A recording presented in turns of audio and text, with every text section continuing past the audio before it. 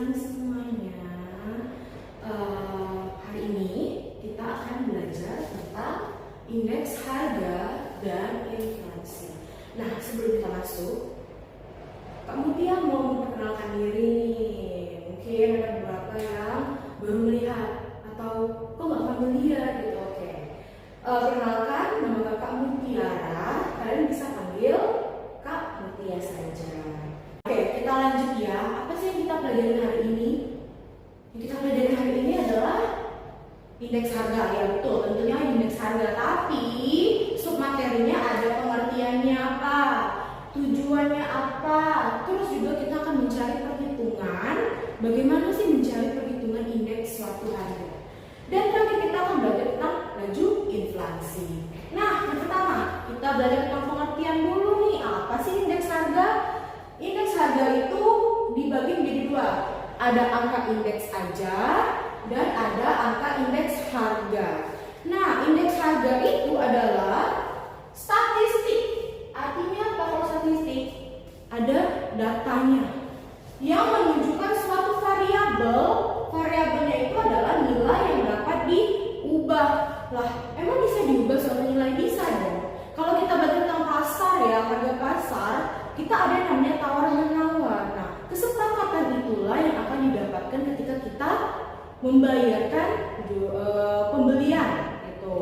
Terus ada yang namanya angka indeks harga menunjukkan perubahan nih.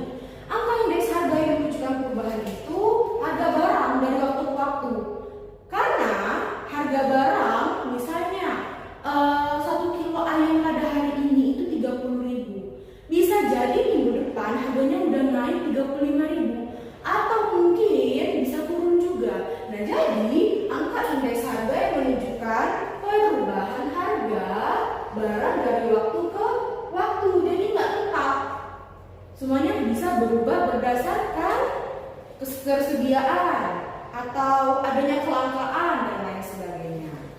Oke, kita lanjut nih ke angka indeks jumlah. Apa sih angka indeks jumlah? Nah, angka indeks jumlah itu adalah perubahan mengenai jumlah barang yang ada. Nah, kita pernah kan memasuki fase langka minyak. Nah, ketika minyak itu langka, ketika suatu barang itu langka, pasti harganya akan naik sesuai dengan ketentuannya. Kenapa kayak gitu? Coba deh kita lihat. Saya tomat nih banyak nih, terus lagi panennya banyak-banyakan, pasti harganya cenderung lebih turun. Karena apa? Barangnya banyak dan peminatnya juga ada, tapi standar. Nah, kalau barangnya itu langka, kayak pandemi kemarin, kita kan banyak tuh pengen membeli masker. Nah, akhirnya akibatnya apa?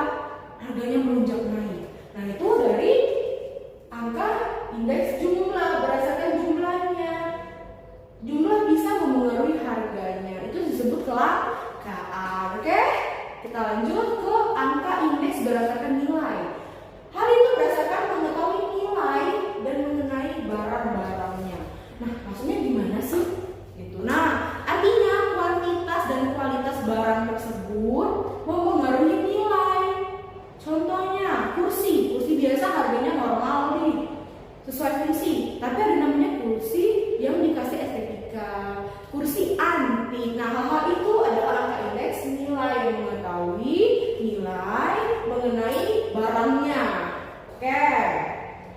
Setelah pengertian indeks, ada berbagai macam indeks, dari jumlah, dari nilai, variabelnya. Variabel di sini itu adalah harganya ya. Variabel ini adalah harganya. Nah, kita masuk ke jenis apa aja. Jenis indeks harga itu ada 5. Tapi untuk pembelajaran kita, kakak akan ambil 2 aja. Yang pertama, indeks harga konsumen atau disebut IHK.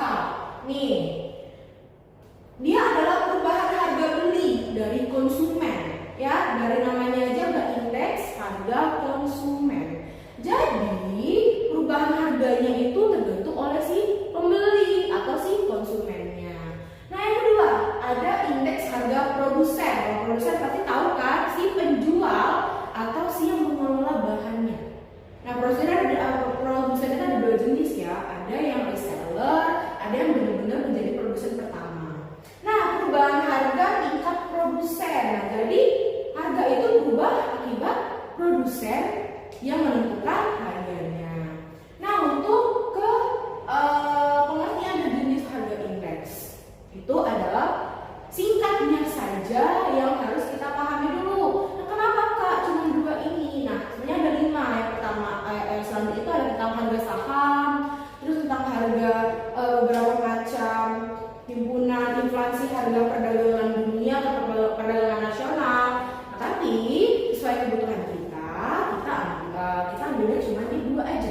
indeks harga konsumen dan indeks harga produsen. Kita checklist dulu pengertian indeks harga dan jenis-jenisnya. Nah, oke, kita tarik nafas dulu. Kita sebelum lanjut, sesuatu hal itu pasti ada tujuannya. Kenapa sih ini dibuat? Kenapa sih ini dilakukan? Itu pasti ada manfaatnya. Terus kita langsung masuk ya ke tujuan indeks harga. Apa sih tujuannya? Apa sih sebenarnya tujuan untuk adanya nilai yang turun, nilai yang naik, atau barang yang langka atau sebagainya? Mari kita lihat. Ada yang namanya tujuan indeks harga. Tujuan indeks harga ini itu petunjuknya adalah barometer. Barometer apa? Penilaian atau angka data dari suatu ekonomi. Ekonomi umum ini apa? Bisa jadi perusahaan, bisa jadi suatu pemerintah, dan rakyatnya sendiri. Nah, ekonomi umum berarti general ya, basicnya. Nah, yang kedua ada pedoman kebijakan administratif perusahaan. Nah, yang kami bilang tadi ada perusahaan. Nah, perusahaan juga akan melihat tolak ukur dari indeks harga di suatu kota atau di suatu daerah atau di suatu negara ya kita bahas ya. Nah, mereka akan melakukan kebijakan administratif itu kan nggak tetap ya, bisa kayak mana tadi angka indeks harga nih dia berubah dari waktu ke waktu, begitu pun juga dengan administratif pada perusahaan. Yang ketiga ada indeks harga yang diberi pedoman pembelian barang dan jasa atau ecer atau grosir. Nah, sama halnya kayak perubahan harga, ada yang namanya indeks harga pembeli ya, dibeli pedomannya pembelian barang ecer atau grosir, berarti yang kecil ataupun besar. Nah, dengan adanya indeks harga misalnya, laju ekonomi kita naik nih, otomatis mungkin harga akan turun. Atau kayak, kayaknya ekonomi kita lagi macet nih, ada beberapa hal yang harus diubah. Dan pemerintah adalah orang di balik harga-harga pokok. Ingat ya, di highlight harga-harga pokok. Jadi kalau bentuk ekonomi itu, kalau barang itu ada namanya apa? Ada primer, ada sekunder, ada tersier. Nah, di primer inilah tugas pemerintah untuk mengawasi harga pasar kita. Terus yang keempat ada pedoman kenaikan gaji. Kok tiba-tiba kenaikan gaji? Karena ketika kita ingin mengonsumsi suatu hal atau menjadi konsumen, kita pasti akan balance terhadap harga. Ingat, di setiap daerah itu harganya berbeda-beda. Kita biasanya disebut sebagai apa? Harganya dilihat dari pendapatan wilayah. Biasanya kalau pendapatan wilayah tinggi, cenderung harganya juga tinggi. Kalau misalnya pendapatan suatu daerah itu rendah, cenderung harganya juga lebih rendah. Itulah kenapa kalau kita lihat di daerah, kita lagi jalan-jalan ke daerah B, kok harganya lebih murah ya pada kota saya? Itu adalah pedoman kita dalam indeks harga tersebut. Dan ingat, suatu daerah itu memengaruhi ekonominya juga. Di pegunungan, mereka mungkin banyak sayur-sayuran. Di daerah terendah kayak kita di Bengkulu itu ada yang namanya daratan pesisir, artinya banyak kita menemukan ikan-ikan fresh, akan lebih murah dibanding tempat di daerah pegunungan atau daratan tinggi. Itu jadi pedoman adanya kenaikan haji. Jadi kalau misalnya kebutuhan kita naik terus, indeks harganya naik, berarti gaji kita juga akan dinaikkan sesuai dengan porsinya. Oke, kita udah tujuan nih. Wah, kita udah di setengah jalan. Nah, kita masuk ke perhitungan. Nah, udah teori, kita lanjut ke bagaimana sih Kak untuk menghitung. Kita melihat apakah dia naik atau turun. Ayo kita move. Kita pindah ya ke metode perhitungannya. Metode perhitungannya ada yang namanya indeks harga tidak berimbang. Ada dua ya.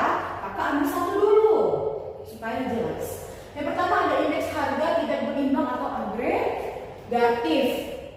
Rumusnya ada indeks harga agregatif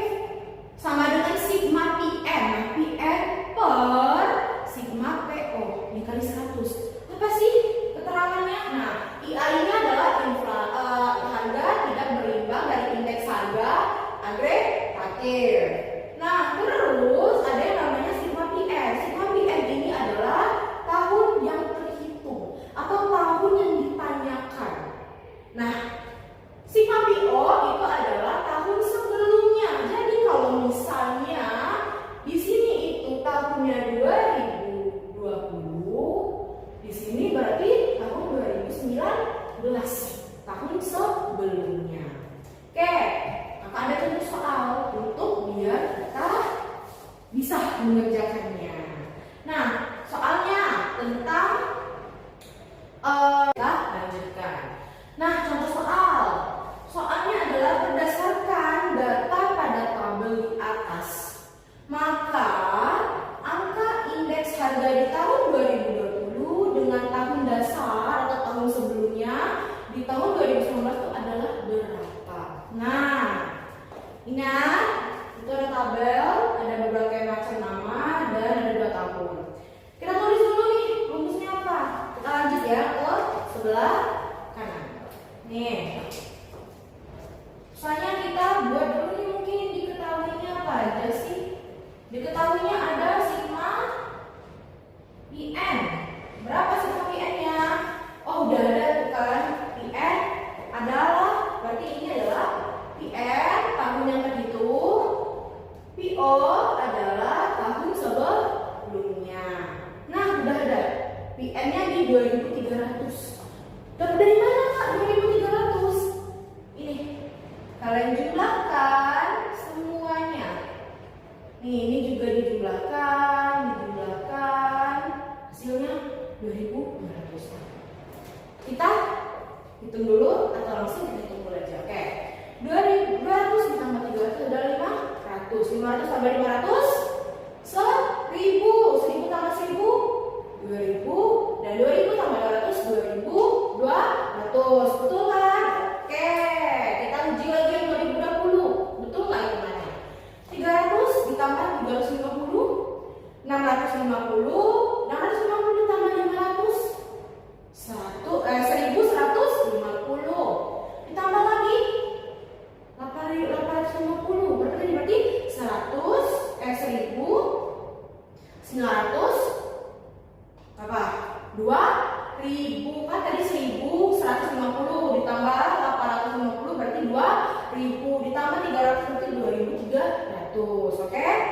Betul. Lanjut kita ke pengerjaannya. Diketahui sigma PN tahun 2020 nih. Berarti PN-nya kita tulis langsung 2020. Nih, berapa? Oh, di 2300. 2300. Oke. Sigma PO-nya tahun 2019-nya itu ada di 2200. Oke, kita masukin rumusnya. IA sama dengan sigma 2020 per sigma 2019 dikali 100. Indeks relatifnya itu di 2300 per 200, ya kan? Dikali 100. IA-nya menjadi, nah, salah kita coret dulu ya nih. Nih, kira-kira berapa? Kira-kira berapa? Nah, kalau itu berarti hasilnya ada di 104, berapa? 50-an ya? 50 sekian. Nah, inilah yang kita sebut data atau indeks harga tahun 2020 dan tahun 2019. Nah, ini adalah yang indeks agregatifnya. Masih lumayan lah kan, masih lumayan mudah karena kita tinggal menjumlahkan dan tinggal dibagi. Apalagi kalau misalnya di bawahnya udah ada ditulis di soal, udah ada dijumlahkan, jadi kita nggak perlu jumlahkan lagi. Nah, untuk lainnya kayak kok udah ada di bawah, caranya udah bakal tahu kan tadi, udah kakak kasih tahu bahwa ini tinggal dijumlahkan, lalu kita masukkan ke dalam rumusnya. Oke? Untuk perhitungan indeks harga tidak berimbang atau agregatif, kita checklist. Sudah ya? Nah, kita next ke pengertian dan cara menghitung laju inflasi. Selanjutnya adalah tentang inflasi atau laju inflasi. Nah, kita ke pengertian Sekian. Apa sih inflasi itu? Nah, inflasi itu adalah suatu proses meningkatkan harga barang dalam waktu tertentu. Nah, jadi kita pernah mendengar istilah inflasi. Apalagi waktu di tahun 98, kenaikan inflasi kita meningkat pesat. Artinya apa? Mata uang kita menurun. Nah, yang paling sering kita lihat itu tentang apa? Berarti kalau inflasi, harga barang pokok naik, terus ada yang namanya rupiah melemah, terus dolar meningkat. Nah, itu adalah satu contohnya. Kita ke penyebabnya. Apa sih penyebab itu bisa terjadi? Kenapa sih inflasi itu bisa terjadi? Dan apa manfaatnya juga? Nah, inflasi itu ada penyebabnya. Yang pertama, meningkatkan jumlah uang di masyarakat. Maksudnya gimana? Nah, banyaknya uang yang beredar itu salah satu contoh penyebab inflasi. Itulah sekarang Bank Indonesia menerapkan biaya atau memberikan opsi pembayaran dengan digital. Biasa kita sebut dengan apa? KRIS ya, atau dengan barcode-nya. Nah, banyaknya uang yang beredar di masyarakat itu menyebabkan inflasi karena hal itu bisa membuat suatu daerah atau tempat itu banyaknya uang yang beredar, kan? Terus ada kenaikan kebijakan produksi. Nah, kenaikan kebijakan produksi itu di mana barang-barang itu biaya produksinya meningkat. Misalnya kalau kita mau, saya ada pabrik nih, pabriknya itu pabrik makanan. Nah, kan makanan itu kan kita beli bahan dulu ya. Nah, ketika bahannya itu naik atau melonjak tinggi, otomatis kebijakan produksi kita juga akan naik, harganya juga akan meningkat. Nah, itu.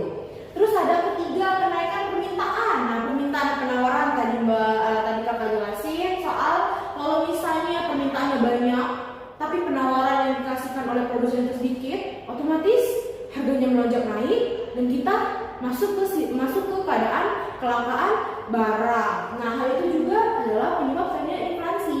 Jadi, indeks harga dan inflasi itu adalah dua hal yang berbeda tapi saling berkaitan. Nah, terus ada yang terakhir, berkurangnya jumlah barang di pasar. Nah, kayak tadi kan kalau misalnya kelangkaan terjadi, jumlah barangnya habis atau jumlah barangnya itu berkurang. Jumlah barang berkurang, terus permintaannya tinggi. Gimana cara manusia sebagai makhluk ekonomi ini bisa memenuhi kebutuhan hidup? Lanjut, ada jenis inflasi. Ada jenisnya. Ada 4 ya. Yang pertama, inflasi ringan. Nah, inflasi ringan itu range-nya di 10%, kurang dari 10%. Nah, kalau misalnya terjadinya inflasi di sekitar 10% itu masih normal. Semua negara pasti akan terjadi inflasi, tapi tidak terlalu tinggi. Ini ada inflasi 10% per tahun. Ingat, per tahun. Ada yang namanya inflasi sedang. Inflasi sedang itu di sekitar range 10% sampai 30%. Nah, ini juga masih normal, masih bisa diturunkan. Masih bisa diturunkan. Per tahun ya, jadi 10% sampai 30% per tahun. Lanjut, ada inflasi berat. Nah, ini udah masuk ke suatu kegiatan perekonomian yang cukup berat nih, cukup berat untuk menurunkannya lagi. Ingat, kalau inflasi naik, itu mata uangnya melemah. Jadi kalau kita beli kue yang dulu harganya 25.000 misalnya, jadi di 25 juta itu bisa. Contohnya apa? Banyak negara yang terjadinya hyperinflasi. Nanti kita lanjut ke inflasi sangat berat nih, disebut dengan hyperinflasi. Dia kenaikannya itu lebih dari 100%, dan ini sulit untuk diturunkan kembali. Nah, jadi Mbak nyinggung tentang contoh negara. Nah, negara yang sering kita lihat di sosial media, mereka kalau beli telur, beli roti itu harus bawa gerobak untuk menaruh uang. Negara apa? Negara Zimbabwe. Nah, hal itu kenapa? Karena terjadinya inflasi besar-besaran di sana, korupsi dan lain sebagainya. Itulah kenapa uangnya melemah. Jadi dia itu sekarang mengeluarkan uang, mata uangnya itu 1 triliun di Zimbabwe. Karena supaya nggak bawa banyak uang untuk cuma membeli suatu hal. Nah, itu ya contoh yang paling terlihat adalah mata uangnya melemah. Intinya itu. Jangan sampai mata uang kita juga ikut melemah karena adanya inflasi. Oke, kita rekap ya. Berarti inflasi ringan itu masih standar, sedang juga masih bisa diturunin, berat ya berusaha untuk diturunin lagi supaya normal, dan adanya sangat hyper atau hyperinflasi itu sulit sekali untuk ditekan atau diturunkan. Nah, udah inflasi, sekarang kita masuk ke laju. Laju inflasi berarti apa ya? Pergerakan kan, adanya kenaikan atau penurunan. Jadi bukan berarti naik. Kalau penurunan itu disebut apa? Deflasi. Penurunan. Dan deflasi juga nggak bagus. Jadi bagusnya apa? Di tengah-tengah atau standarnya stabil. Perekonomiannya stabil, inflasinya stabil, harga di suatu negara juga stabil. Nah, kenaikan atau penurunan dari periode ke periode, dari tahun dan ke tahun. Nah, rumusnya apa? Rumusnya adalah indeks harga periode X yang ditanya dikurang indeks harga sebelumnya. Berarti kalau misalnya di sini 2020, di sini 2019 dibagi oleh indeks harga sebelumnya. Berarti indeks harga di 2019 dikali 100%. Kita masuk ke satu soal supaya lebih paham. Ini ada diketahui indeks harga Juli 2018 itu di 110. Indeks harganya ya, indeks harga. Dan Agustus itu di tahun depannya, di bulan Agustus di tahun 2019 itu indeks harganya di 112. Hitunglah laju inflasi di bulan Agustus. Berarti ditanya adalah yang ini. Nih, Agustus 2019 nih yang ditanya. Oke, kita ke sebelah kanan lagi untuk menyelesaikan contoh soalnya. Nih, ada yang namanya lanjutan ya. Diketahui dulu supaya lebih tertata. Diketahuinya itu ada indeks harga periode X. Indeks harga periode 2019 atau Agustus 2019 itu ada di 112.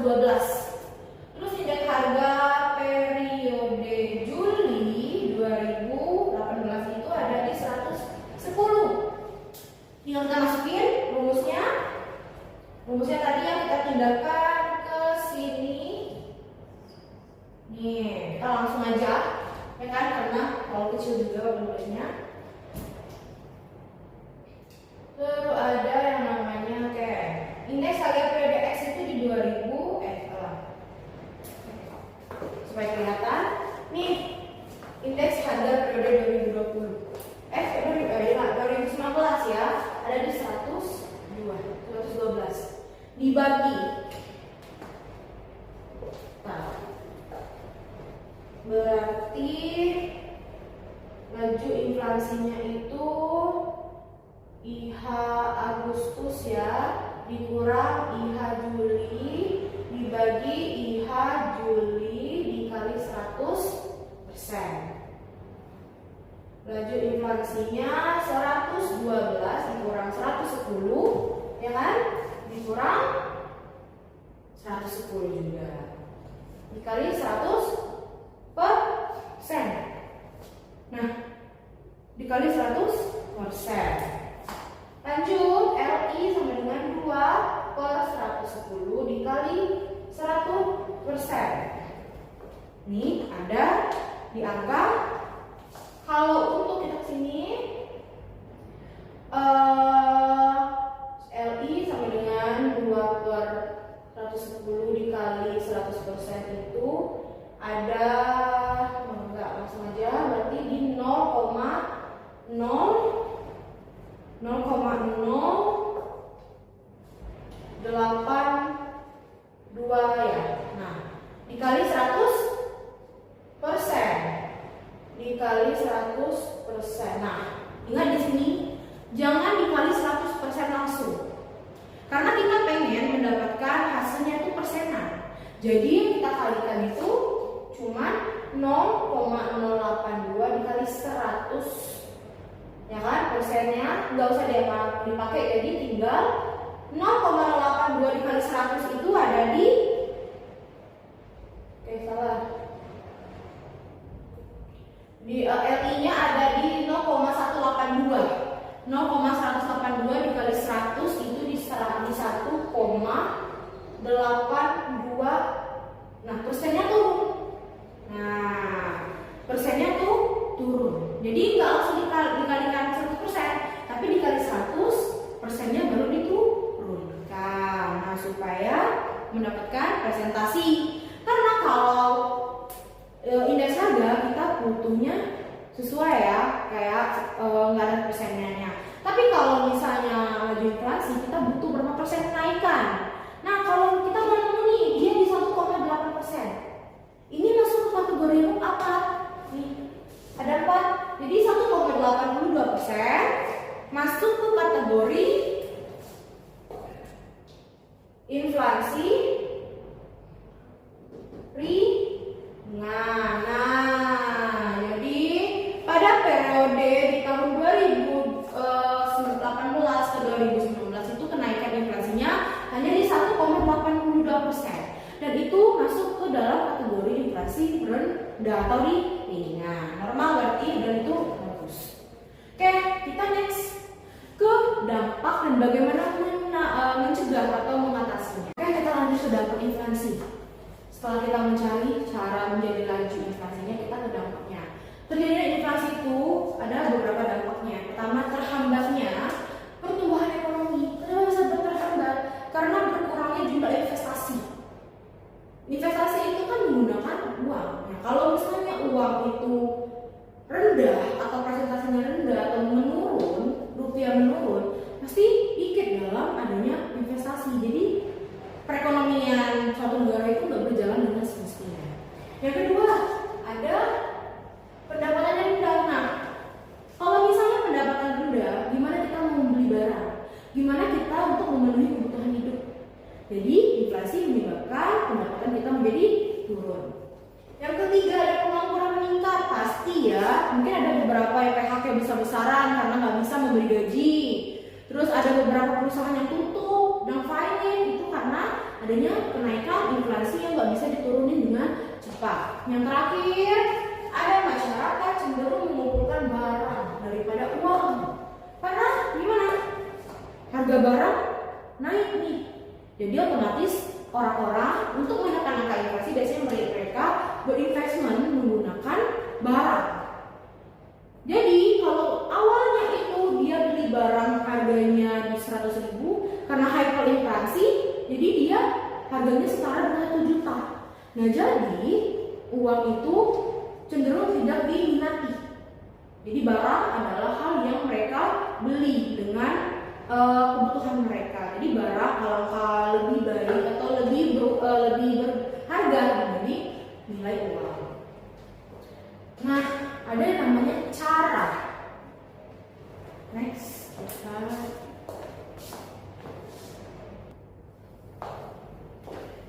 nah, kita ke bagaimana cara mengatasinya. Ada 2, kebijakan fiskal dan kebijakan moneter. Kita ke kebijakan moneter dulu. Adanya cadangan kas. Gimana sih Kak? Maksud cadangan kas itu berarti tentang penyimpanan uang. Nah, penyimpanan uang itu digunakan Bank Indonesia atau Bank Sentral kita untuk mengatasi cadangan kas kita supaya nggak terlalu habis dengan kebijakan moneter. Yang kedua, politik diskonto. Maksudnya gimana? Berarti penekanan peredaran uang. Tadi Mbak udah bilang inflasi itu artinya apa? Banyaknya uang yang beredar. Itu ya penyebabnya. Jadi politik diskonto itu bank sentral menekan jumlah uang yang beredar selanjutnya. Terakhir ada operasi pasar terbuka. Berarti adanya jadinya jual beli pada suatu tempat. Kita lanjut ke kebijakan fiskal. Yang pertama ada mengurangi pengeluaran pemerintah. Nah, setelah udah nggak bisa dalam bentuk swasta, kita ke pemerintah. Berarti APBN keluarnya atau pembelanjaan kita per tahun harus ditekan untuk mengatasi inflasi. Yang kedua, meningkatkan tarif pajak. Akhirnya pajak harganya dinaikin supaya apa? Menunjang suatu negara itu bisa berjalan. Terakhir ada melakukan pinjaman. Nah, udah melakukan banyak hal